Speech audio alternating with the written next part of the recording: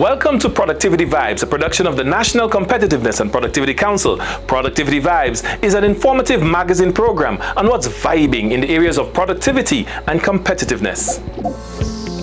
With the rising cost of petroleum and petroleum products, here are some tips for drivers to conserve fuel. Plan your route before leaving home or on a work assignment. Park your vehicle and take a walk for short trips. Slow down and drive steady. Fast driving increases fuel consumption. Monitor when and how you brake. Applying brakes excessively wastes fuel. Turn off the engine. Excess idling is a major waste of fuel. Monitor your tires. Underinflated tires tend to wear out quicker and waste fuel. Service your vehicle regularly. Turn off your AC. Using your air conditioning system too often can turn your car into a gas guzzler.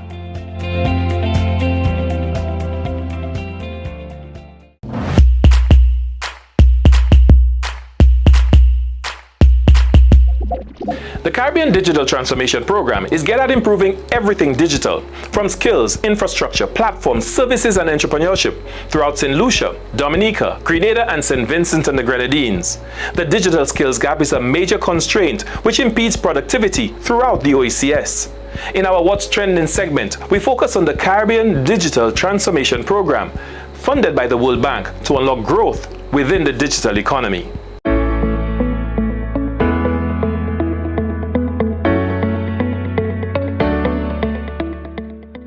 The Caribbean Digital Transformation Program aims to deliver a dynamic, inclusive and safe digital economy, requiring a comprehensive ecosystem which simultaneously builds on several interlocking foundations, namely digital infrastructure, platforms, financial services, digital skills, entrepreneurship, and innovation.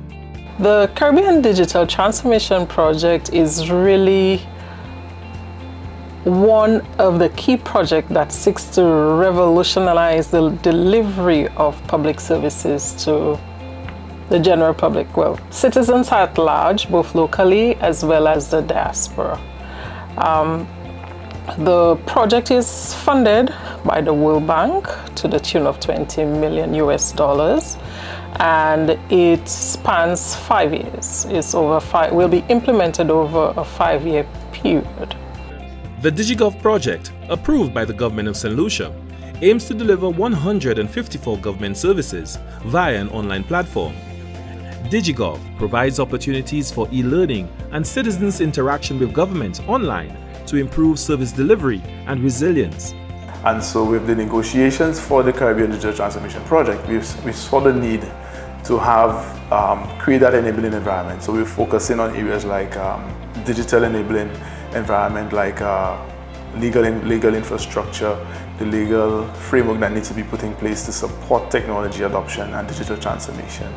Also looking at the additional gaps we identified, even with DigiGov, and making sure that we are able to set up those 3 critical databases that are needed for government's operations. So looking at the people database, our civil status registry, for example, the land registry database, and also the business database. And so with DigiGov, we had 2 of them covered. DigiGov is covering the business registry as well as the civil status registry, but there was the land component was not included. But we're now pushing that land component through the Caribbean Digital Transformation Project. That's one area. From inception, the National Competitiveness and Productivity Council, NCPC, worked closely with the Department of Public Sector Modernization and the World Bank in finalizing the various components of the project. The NCPC is responsible for Component 3 of the project, which deals with digital skills and entrepreneurship. The National Competitiveness Agenda identified a number of challenges that hinders both productivity and competitiveness. Firstly, we have the lack of skills. Those are the required skills that we need globally in order to embrace the 4th industrial revolution, which speaks to advanced digital skills.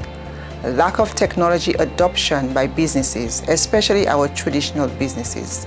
Thirdly, our ability to develop the innovative and research capacities that will lead to new opportunities, new products, new niches that can support the growth within the overall economy.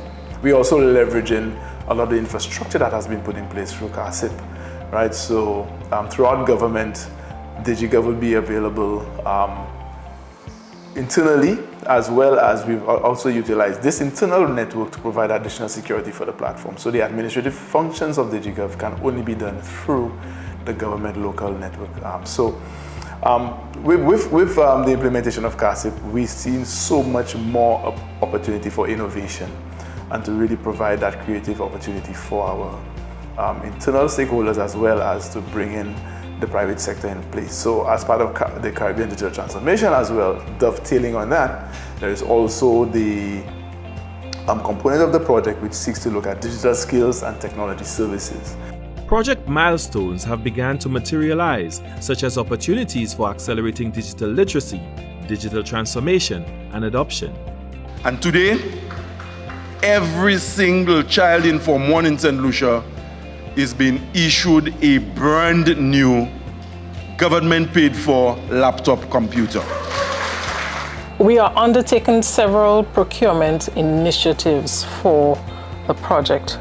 A very significant one is the provision of digital devices to grade 6 students, Form 1 students, their teachers, as well as the Ministry of Education to assist in the delivery of online learning for these students, given the backdrop of the COVID-19 pandemic. I've also taken this opportunity as well to really try to build our own internal capacity in support of the project. So for example, a lot of the terms of reference that you would normally have that done by a consultant outside, we're creating those terms of reference.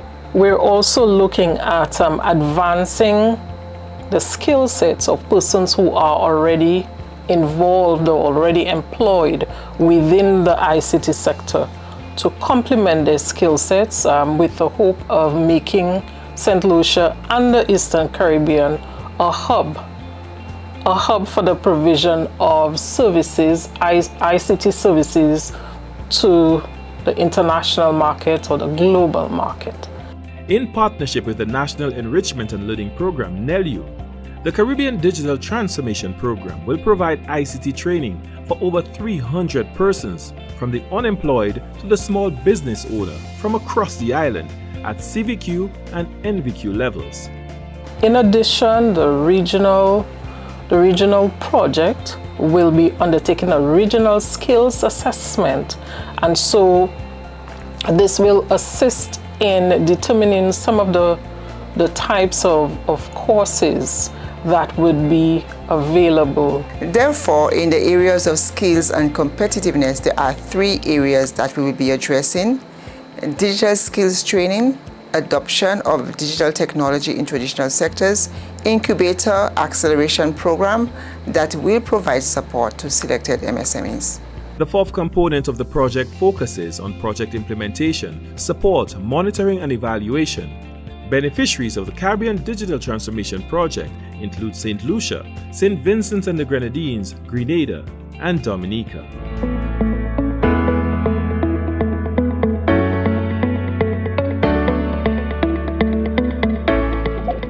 Do you run a business? Do you use data in your decision making?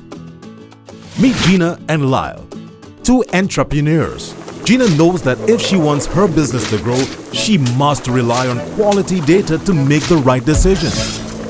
Gina uses ProTool. ProTool tells Gina how well her business is performing and tells her where she needs to make changes. Gina's data-driven decisions are working. Her business grows stronger and more profitable. Lyle makes his business decisions from his gut. Who needs data? After all, he knows what's best and does not need figures to tell him how to run his business. Lyle notices the business is struggling. He does not know why or what he needs to change. The business is crumbling. Gina has the winning formula. A business guided by data-driven decisions becomes profitable. Use ProTool to measure the productivity of your business and reap the rewards. ProTool. Plan to succeed with data-driven solutions.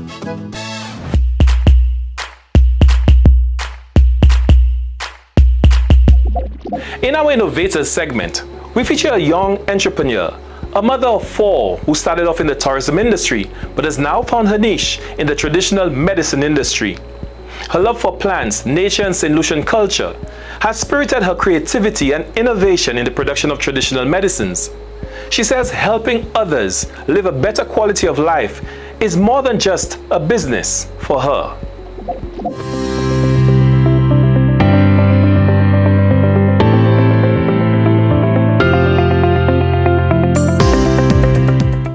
Meet an inspiring entrepreneur who has ventured into the field of natural medicines. Fushen, a mother of 4, started a business called Skin Glow, where she produces 100% organic products to improve the physical well-being of her customers. Okay, my name is Fushen. I have a Chinese name. Okay, I'm from Babono, yes. A little Chinese name, but I'm St. Lucian. What I do is I make organic products. I make organic soaps, I do essential oils, I do natural steams for the hair. You know, I believe you all natural, there's no chemicals, there's no side effects, there's no toxins. You're not looking at a long term of an illness creeping up on you because you're natural. There's absolutely no side effects. So I do as body scrubs. You know, too many people have veins. Their job is a lot of standing. They don't have a choice, but they need to be able to maintain that. Ginger helps with blood circulation along with the turmeric. Ginger fights inflammation, which is also very good. So that's a 2-in-1 that you're getting. And it also helps you to be able to move your muscles comfortably again because ginger helps with muscle pain.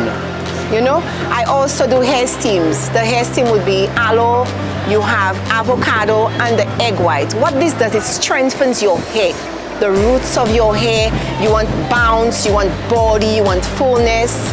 Then you put your steam, you put your little shower cap on, and you have to, you know, you do your little stuff at home and you're fine. You almost forget it's there. When you're ready, you wash it off. And it's cost effective. I also have an oil. It's called amla and cactus oil. What this does, blood circulation in your scalp, which is very important for the hair to grow back new cells in your hair bed. This helps with blood circulation. It strengthens the roots. You know, as women, we start going through menopause. It's a natural process everybody has to go through.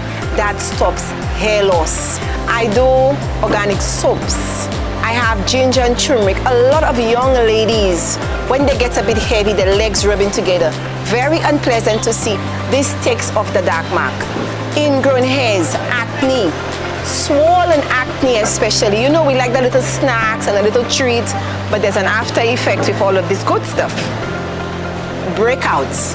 Women, when their cycle is coming, it's beyond our control. You will get a breakout. You want to not allow people to see this, and the mask can help in everything. Sometimes you get one right there. You want to have that eradicated. You put that ginger and turmeric on by the night, the next morning it's flat. The mark disappears. The benefits to this is no toxins. You wet your body, your pores open. They absorb anything you put in there. But when you go natural, let me tell you, moringa, neem, fenugreek, a herb that nourishes, helps and enhances the body, can't go wrong. And I'm going to help you now by giving you what God has given me today. I'll share some with you.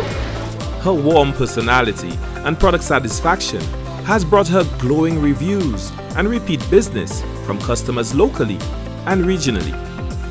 Well, you see, I work with African doctors, I work with herbal doctors, ancient African remedies. And one of the things we speak and promote and take care of is to heal, to treat, and to make sure that you come out with 100% results. I work with these doctors. I am privileged to be working with African doctors. So let me tell you, they were my whole inspiration. As you can see, I do my CMOS and smoothies, and it's a natural product, and I be in the hot sun, you know, every day. So I used to get some burns, you know, sunburns, which damaging my forehead, everything, you know, and stuff. And I started using a soap, the Skin Glow. The one I usually use is the ginger and turmeric. You know, I use it every morning. Now for this to work, you know, it's like a constant thing. You cannot do it once and, you know, not doing it. Like you get up and you will not do it again. You have to keep on doing it so you can see the improvement. And it worked for me. As you can see, my face is clear. One day I was walking around and I managed to speak to her. I told her I was having some problem with some rashes and looked at my back. She had an inspection of it and she told me she had a product there for me. Actually, I purchased the Castellata soap and the oil. I did wash and bathe about 3 days. I noticed the difference. One of the main difference I noticed was that at nights my back is scratching me. But since I'm start using the product, all the scratch has gone and my skin is very clear now. So I recommend that product to anybody who has a problem like me. I use a ginger and turmeric for my face and it works very well because I had severe dark marks, acne, and acne scarring after I burst the pimples. So my face is all clear now. To see when someone can come back and smile and say, look at my face today, and they're happy and they're glowing and they're more confident. You've helped someone to be more confident about themselves, and that plays a very important role. Though Skin Glow is still a fledgling business, Fushen had some words of advice for young people endeavoring to start up their own businesses. Do something that you have a passion for, that you will excel at. Something you're very knowledgeable about, because knowledge is power. If I'm very knowledgeable about my herbs, I can help you. I have Catalysome, which is leaf of life customers. I have Feuille du Vin, which in English is called gully henweed customers.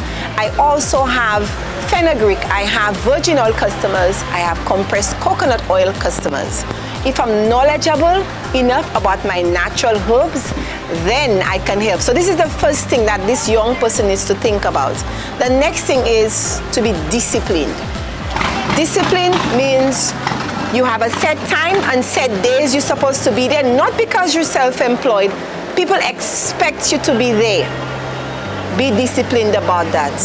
People respect you, they respect your business, and they appreciate the fact that, hey, I can rely on her, she's there, I don't have to call, she makes herself. Make yourself readily available to help.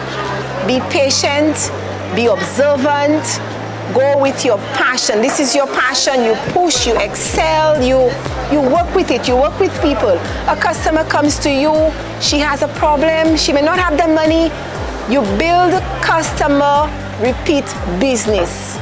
Personality, character, hospitality is also what you're bringing. The energy is important. You're in medicine, you're into health. Always make a point of bringing this type of energy in, that you get back that energy. You can help to make a difference.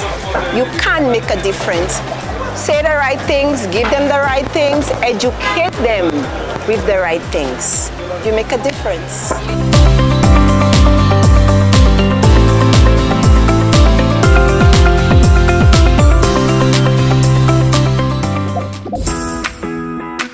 It's about productivity.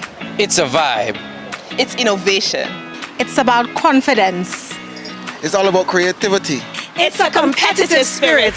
It's making a difference. It's problem solving. It's data-driven. It's creativity. It's a very positive mindset. It's NCPC, baby. It's a vibe. It's a productivity vibe. The National Competitiveness and Productivity Council. Embracing excellence.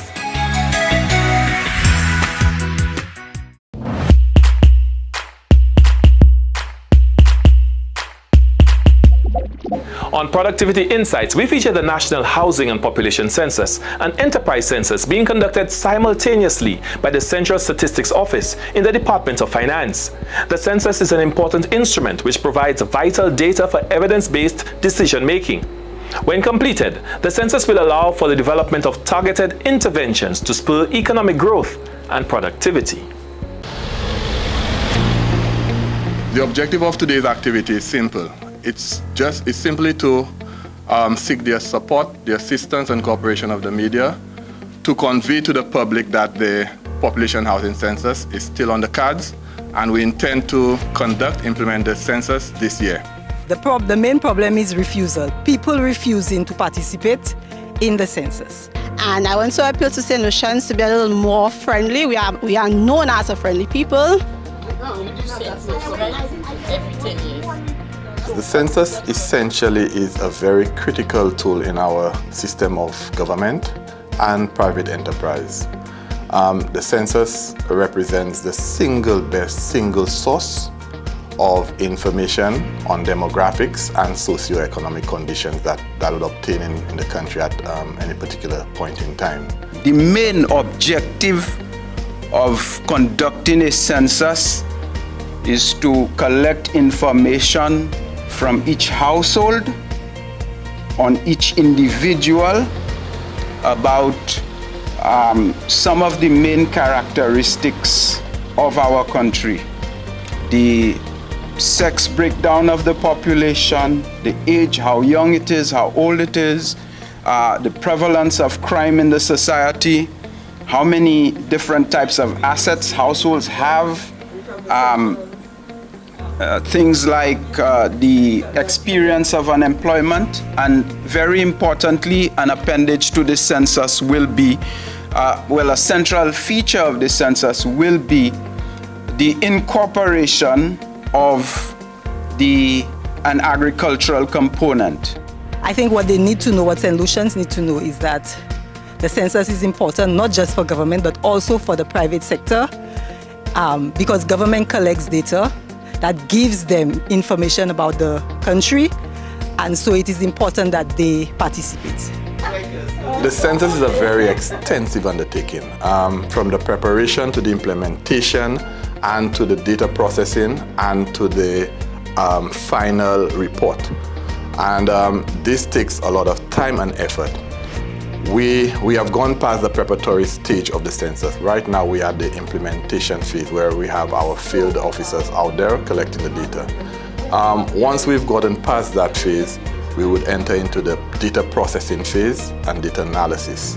What that would entail is that we would, once all the data is entered, we would undertake various verification exercises and ensure that the data that is collected is sound, accurate, and then thereafter it will be analyzed to prepare a report.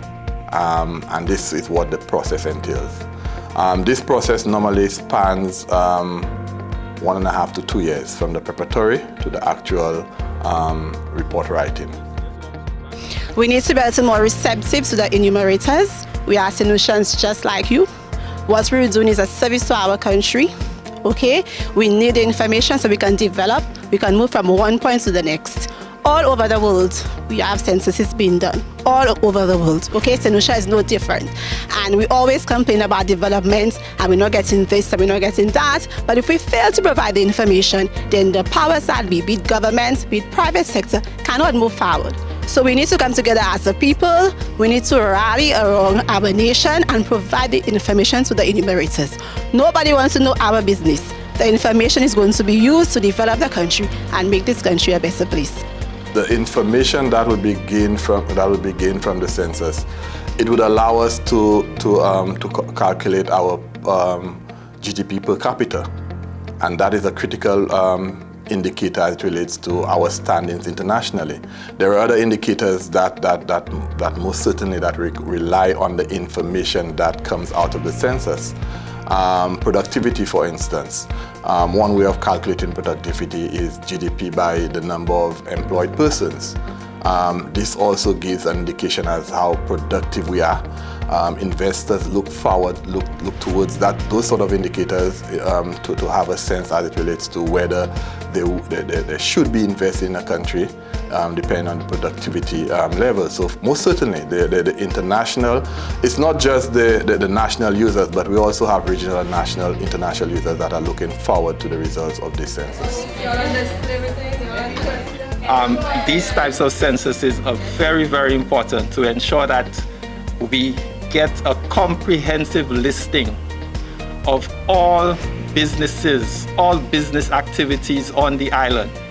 All business persons, whether you have a cottage industry at home, you're doing your little cake making, you're doing your little thing, vending. We want everybody to fully participate so we can get to the next level in terms of the development of our businesses. This time around, for our population and housing census, we decided to run the enterprise census as well. So this round of the population and housing census, we're using tablets for the first time, right? Comprehensively. So we trained about, I think, 800 individuals or so for the population and housing census, but we only selected about maybe 600, okay?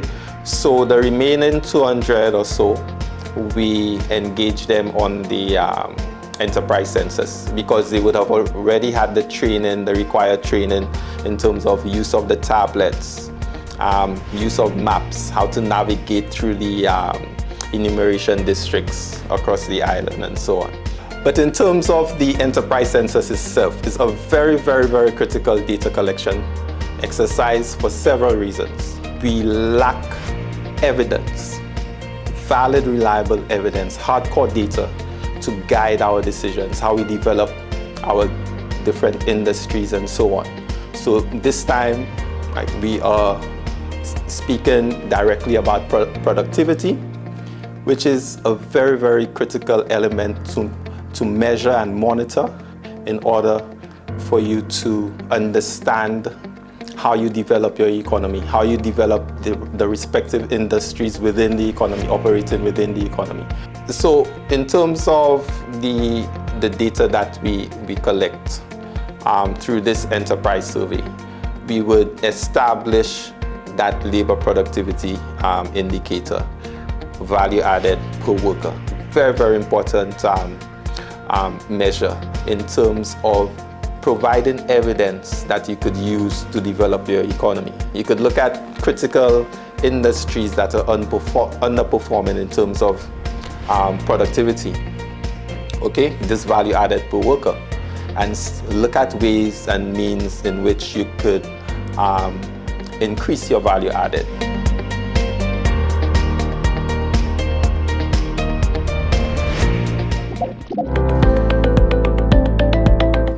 I want to transform St. Lucia. I want to make my mark. I want to make a difference. Through research and innovation, we can transform our country. Improve the lives of all St. Lucians and give our fair Helens the competitive advantage. Research calls us to investigate, study, and reach new conclusions, which allows us to innovate, to create new methods, ideas, products, and technology.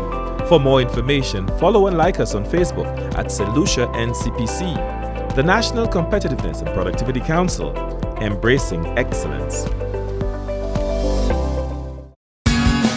I'm innovative. I'm competitive. I am productive. I'm creative. I constantly improve what I do. And how I do it. I provide excellent customer service. I never stop learning. I give up my best, always. The National Competitiveness and Productivity Council, embracing excellence.